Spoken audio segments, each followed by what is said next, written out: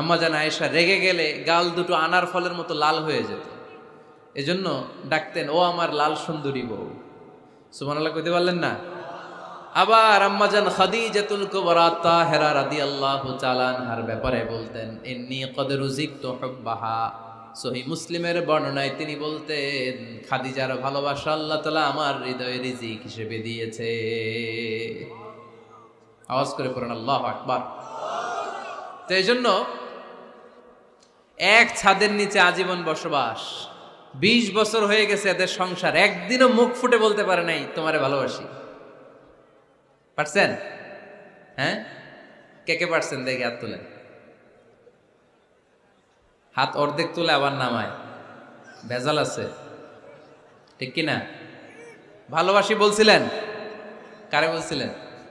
ভাবিকে না গার্লফ্রেন্ডকে? হ্যাঁ, স্ত্রীকে বলবেন, নিজের স্ত্রীকে বলবেন আই লাভ ইউ। কি বলবেন? কথা বুঝে না বোধহয়। কি বলবেন? সবাই বলেন কি বলবেন?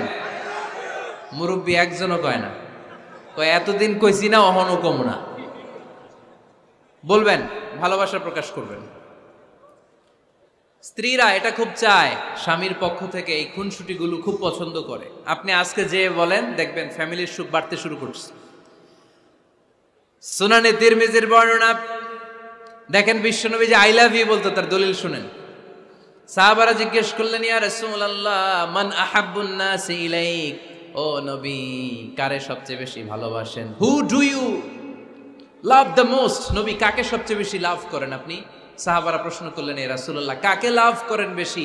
আল্লাহর হাবিব সাল্লাল্লাহু আলাইহি ওয়াসাল্লাম বললেন আয়েশা, আয়েশারে। সুবহানাল্লাহ কইবেন না? সাহাবারা বললেন ওমিনার রিজাল, পুরুষদের মধ্যে কারে বেশি পছন্দ করেন? বিশ্বনবী বললেন আবুহা, আয়েশার বাবারে।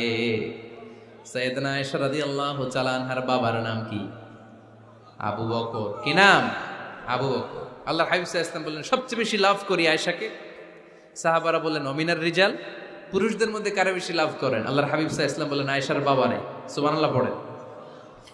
আম্মা জান আয়েশাকে বিশ্বনবী এত ভালোবাসতেন, আম্মা জান আয়েশা পেয়ালার যেইখানে ঠোঁট লাগিয়ে দুধ পান করতেন, বিশ্বনবী পেয়ালার ওই জায়গাটা খুঁজে খুঁজে ওই জায়গায় ঠোঁট লাগিয়ে দুধ পান করতেন। আম্মা জান আয়েশা রাদিয়াল্লাহু তাআলা আনহা গোশত খেয়ে হাড্ডি চষে হাড্ডিটা রেখে দিলে বিশ্বনবী আম্মা জান আয়েশার চষা হাড্ডিটা মুখে নিয়ে আবার চষতে শুরু করে দিতেন। পড়েন সুবহানাল্লাহ। দুইজন একসাথে এক বালতি থেকে পানি নিয়ে গোসল করতেন। পড়েন আল্লাহু আকবার। তাহলে এভাবে ভালোবাসা প্রকাশ করতে পারবেন তো?